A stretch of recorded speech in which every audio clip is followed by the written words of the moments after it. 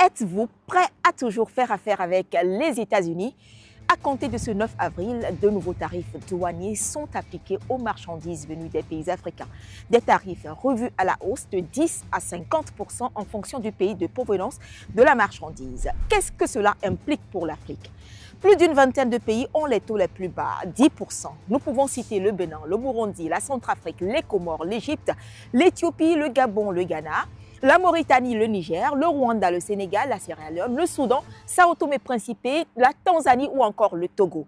Le Lesotho a hérité d'un taux de 50%, celui le plus élevé en Afrique, suivi de Madagascar 47%, du Botswana 37% ou bien de l'Algérie 30%.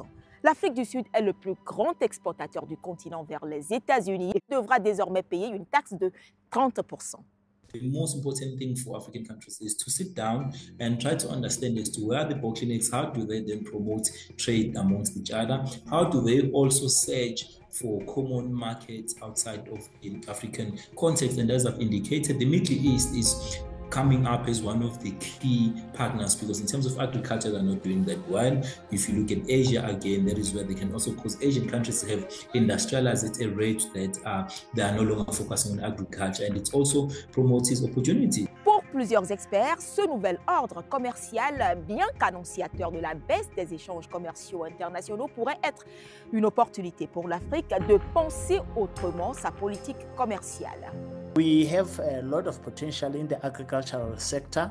So I think it's high time that we have to reprioritize agriculture, as a sector which can create job opportunities. À ce stade, une question se pose. Face à ces nouvelles taxes, que devient la loi sur la croissance et les opportunités en Afrique, ce fameux accord communément appelé AGOA? Elle a été promulguée en l'an 2000 et abolit les droits d'importation des États-Unis sur plus de 6000 produits extraits et fabriqués dans les pays d'Afrique subsaharienne. Officiellement, la loi sur l'AGOA deviendra caduque en septembre 2025. Les chances de renouvellement de cet accord semblent très faibles. Certains vont jusqu'à dire que cet accord est caduque à compter de ce 9 avril.